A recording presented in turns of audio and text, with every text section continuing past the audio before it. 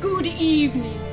I am the Maven of the Eventide. Welcome to Vampire Reviews. Oh, sparkles! Oh no!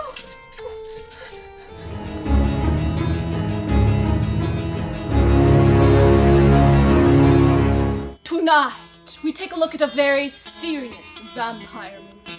A vampire movie with a message. A vampire movie that demands we mere mortals examine our souls. A vampire movie that may just blow your mind. That's right. I'm talking about Quentin Tarantino and Robert Rodriguez's 1996 film, From Dusk Till Dawn. It's a dark night. Dark night. But Maven, you may be saying, don't you realize that despite its budget, this movie is something of a parody of Tarantino and Rodriguez's earlier works and a send-up to B horror movies? How could you take it seriously at all? But by the time I finish with you, trust me, your mind blown. Now, I'm not going to make a case that it's some secret, misunderstood, underrated art film like Showgirls or anything, but, well, let's just take it from the top. Besides being most remembered for the fact that it has Salma Hayek doing a sexy bikini dance, From Dusk Till Dawn is a quintessential genre switch movie. If you started watching it blind, about halfway through what begins as a mostly serious and very tense heist movie about two bank robbers taking hostages on the getaway, you'd think the projectionist put on the wrong second reel when it transforms into a campy gore fest with cheesy jokes and vampire guts splattering the scenery. The film starts by introducing us to Seth and Richie Gecko, played by George Clooney and Quentin Tarantino, and demonstrates to us right off the bat that they are both very bad people. However, we get a sense of their characters as we learn that Richie is a bit of a paranoid psychopath, and Seth is the more rational and humane of the two. What you are doing is not how it's done. In their getaway, they kidnap Jacob Fuller, a minister who's lost his faith since his wife died, played by Harvey Keitel, and his two sweet and innocent children. Now, there is levity here, as Tarantino's script writing always provides. For instance, when Richie gets shot in the hand, he binds his wound with duct tape. Ah yes, duct tape, the age-old secret homeopathic weapon of everyone from beauticians to midwives. Didn't matter anymore. I thought all that blood had been shed long ago. Dark night. It's a dark night.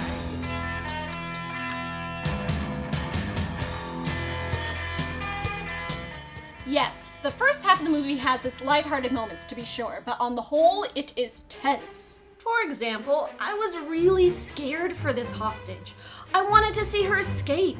It's genuinely upsetting and scary when we find out that Richie raped and murdered her. And then, when we see how he reacts to Kate, I'm on the edge of my seat, afraid he's gonna do the same to her at some point. And here, despite Seth's claim that he doesn't kill unless he has to, it seems to take the tiniest thing to push him over the edge, so I really don't know if he's going to shoot Scott. But then, when they cross the border into Mexico, they also cross the border into an entirely different movie. It's at this point that things become increasingly ridiculous with over-the-top action and cartoonish violence. All the intense suspense that was so deftly built up in the film's first half just comes unraveled, and the tone becomes parody-like for the rest of the movie. The Geckos and their hostages plan to hide out in the Titty Twister, a bar/strip club/whorehouse in the middle of nowhere, until morning, when they'll meet their contact. Then, Seth promises the Fuller family they'll be free to go. But they discover that the bar is actually a den of vampires, and they spend the rest of the night fighting for their lives until dawn, when the only two who survive, Seth and Kate, are saved by the rising sun. No, not the disco ball of death! Why did we install that thing? Let's examine our vampires here. As we know, the mid-90s was when we began to have brooding vampires with tortured souls coming out of our ears. So it's refreshing to see some vampires that are unrepentant monsters. Though they can mask themselves in beautiful human forms, when they reveal their true nature, they're hideous and frightening. Also, though these vampires have the full mental faculties of humans, they carry out a more animalistic existence. They live in a pack, Their den is the Titty Twister, where they lure unsuspecting bikers and truckers every night using sexy dancing girls as bait, and then lock the doors and prepare to feast. Their hunting tactics are not unlike those of the Venus flytrap or the anglerfish, their lure appearing beautiful and sweet and then snapping closed on their prey. It's actually very natural. True, we've seen our modern pretty vampire boyfriends claim to use the same tactic. Everything about me invites you in. My voice, my face, even my smell. It's funny though how we never get to see it much in action these days. Though I really don't get why Satanico Pandemonium, the vampire leader / priestess played by Salma Hayek, has a sexy dance number. The vampires already had everyone inside, distracted, and the doors were locked. What is the reason for doing that? I get the filmmaker's reason for doing it, but really, what did the director tell Hayek when she asked him what her motivation was? I don't know, maybe it's like foreplay for her? She does seem to like to play with her food. Or maybe she's just a show-off? I mean, I guess I'd dance that way too if I were equally blessed in the snake area. Maybe I could make a bigger snake out of duct tape. Despite Satanico's exhibitionism and mild sadism, on a whole, the hunting and survival methods of these vampires are so simple and natural that it's almost majestic and beautiful. For all we know, these creatures have existed as long as any other species, and this is just the way they fit into their niche of the ecosystem. And their impact is so minimal that the rest of the world has always been blissfully unaware. See, if I had known all the vampires were secretly living in Mexico, I would have run for the border a long time ago. Yo quiero vampiros. According to the prequel, apparently the Titty Twister trap has been working for them for centuries, and it isn't until our heroes come along, like loggers in the rainforest, that their system is destroyed. These vamps, they have soft bodies. The texture of their skin is softer. They're mushier. You can push it right through them. Conceivably, if you hit one hard enough, take their head right off. So these vampires have tons of weaknesses, and the drunken bikers take out a few, but they all eventually get bitten. Kind of like piranhas attacking a cow. A few may get trampled, but the school still eats. Sheer numbers will always win in the end, no matter how badass your penis gun is. So why is it that our heroes, who are quick to shoot but definitely not tough guys, are the first to ever succeed in destroying a centuries-old system of survival? Satanico is like 100 years old. How is she killed so easily? A metal chandelier? Was it made of silver or something? Why did we hang the silver chandelier? You can't come in here. What do you mean? This bar is for bikers and truckers only. You get out! Alright, so there's something. Our guys are different. They're not bikers and truckers. The reason the vampires only let bikers and truckers into the bar is because they're lone wolves and no one will come looking for them when they mysteriously disappear. But maybe the vampires have become so used to dealing with the rough and tumble fighting tactics of bikers that the out-of-box thinking of a preacher and a couple bank robbers is unexpected enough for them to be taken off guard and finally defeated. Like introducing a foreign disease onto a new continent. These swarms and swarms of super powerful creatures of the night are annihilated in one fell swoop. Now, it is time for me to address the true message of this movie. It doesn't take a scholar to recognize the irony created by juxtaposing real-life monsters like Seth and Richie with fantastical monsters like the vampires. Before the vampires come along, we consider the geckos to be the antagonists of the film and the Fuller family to be the heroes we hope will survive after the bad guys get their just desserts. However, once the vampires appear, suddenly we find ourselves rooting for the people who we originally considered bad, or Seth at least. And when Seth does survive to the end of the movie, we feel satisfied. Why is that?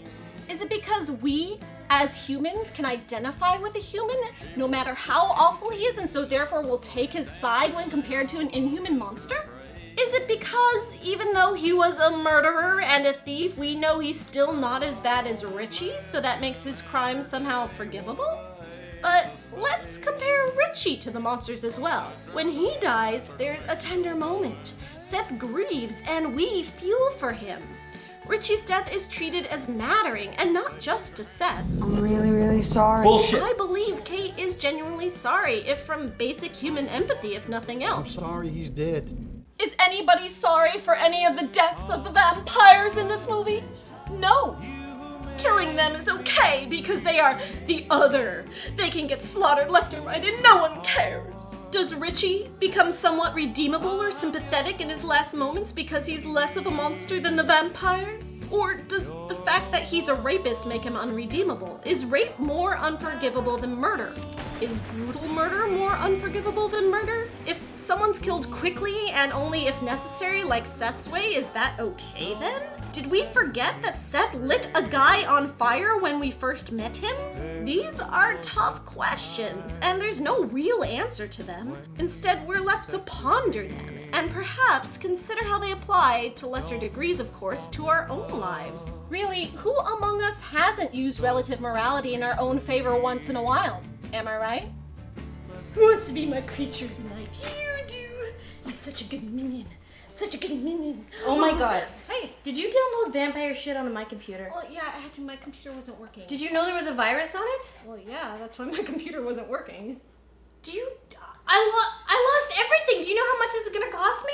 It's a Macintosh. Those cost at least 3 black market organs. But it was and I know you're not gonna Jack, pay for it because you don't have a job because you're always buying like that.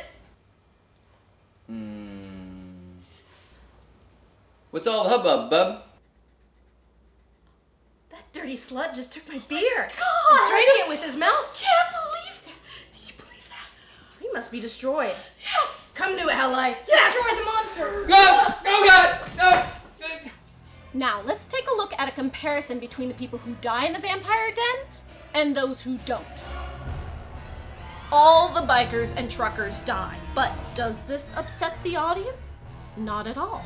We are only concerned with whether our heroes survive. Are the bikers' deaths okay in the audience eyes simply because they weren't developed characters? Or is it also because they were far from innocent bystanders? They were perverts and scumbags, the type of men who would go to the titty twister in the first place. For instance, look at the two we do get to know and do get invested in, Frost and Sex Machine. Their deaths create tension, especially when Sex Machine transforms into a rodent of unusual size, but not pathos. The sexually depraved Richie also dies, of course, along with all the lascivious vampires. The only two people who survive in the end are the innocent girl and the guy who, by being compared to everyone else we've seen, has somehow become redeemable. So everyone who deserves to be punished for their sins dies. Oh, but what about the father and son, you ask? They died. Well, in the original version of the script, they were actually supposed to live too. It was only changed in the final draft to add spectacle and drama.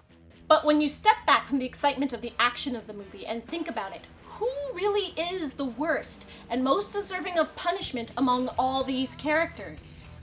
I think we can agree that the Fuller family was written and intended to be good, and that they succeed in being so. The bikers and truckers may or may not be law-abiding citizens for all we know, but they are lustful and base and violent, rough and mean. But what's the worst they've really done? And where do we get off judging them for the fact that they're sleazebags? The vampires lure and trap humans to slaughter them mercilessly, but in a way they are no worse than wild animals, hunting and snaring in order to survive. They keep their destruction simple and localized to this one place. They aren't trying to take over the world or anything, they're just doing what they have to do to have a meal every night and increase their numbers. Eating and reproduction are two of the most basic and natural aspects of any life form. Who are we to judge them as evil for simply surviving?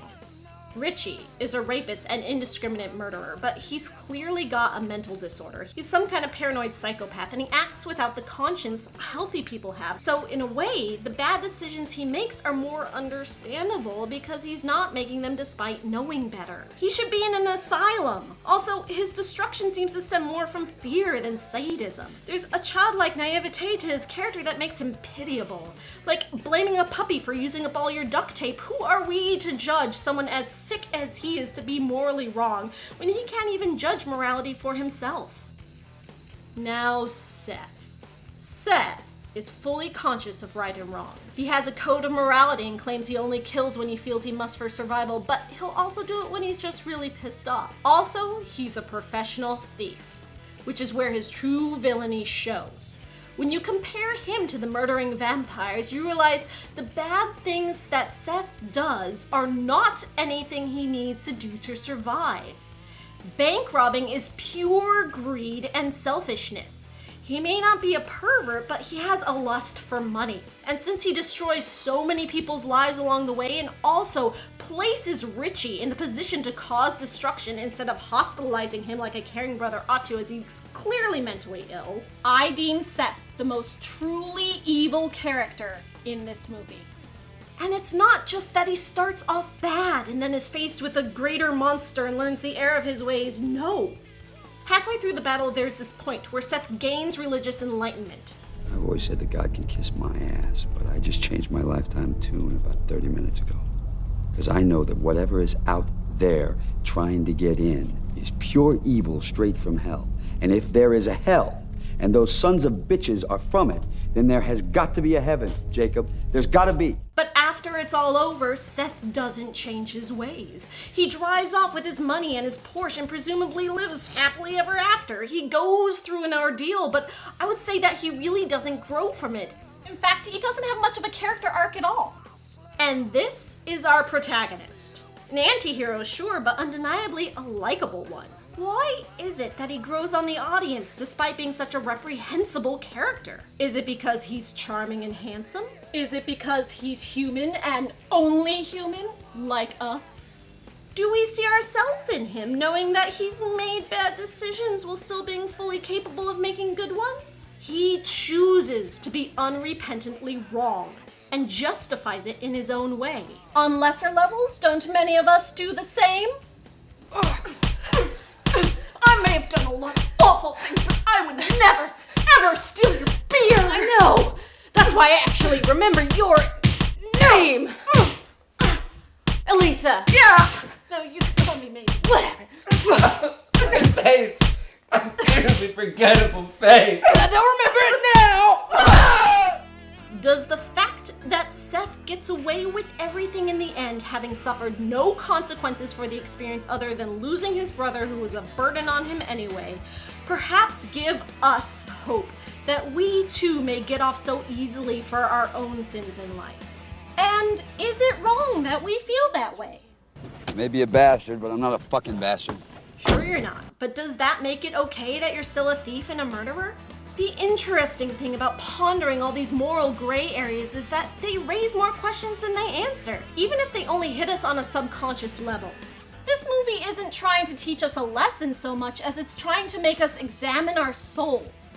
Now, Maven, you may be saying, you are taking this movie way too seriously. It's just supposed to be a bunch of fun action and silly effects. It's a popcorn movie and you're just supposed to go along for the ride. Sexy dancing girls, buckets of blood. The filmmakers never meant it to be so deep. But aha, that is where you are wrong.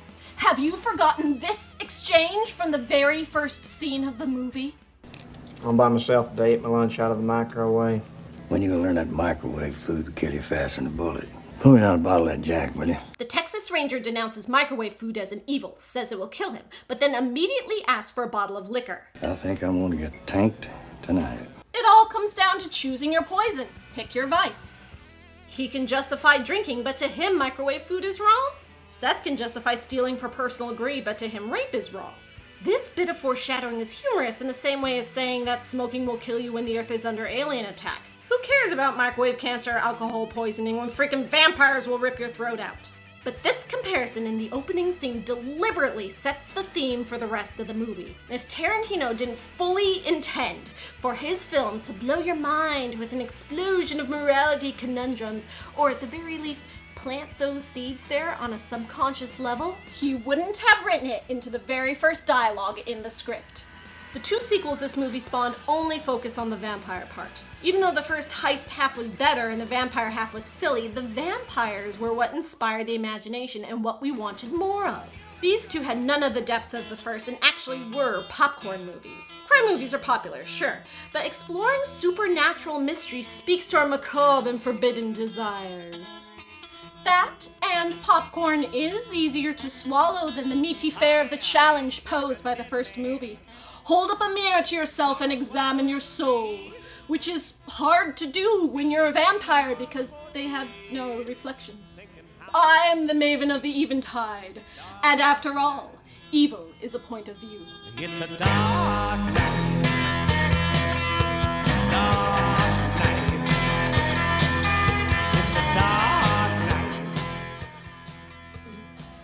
Maybe I shouldn't have used this on the dog first.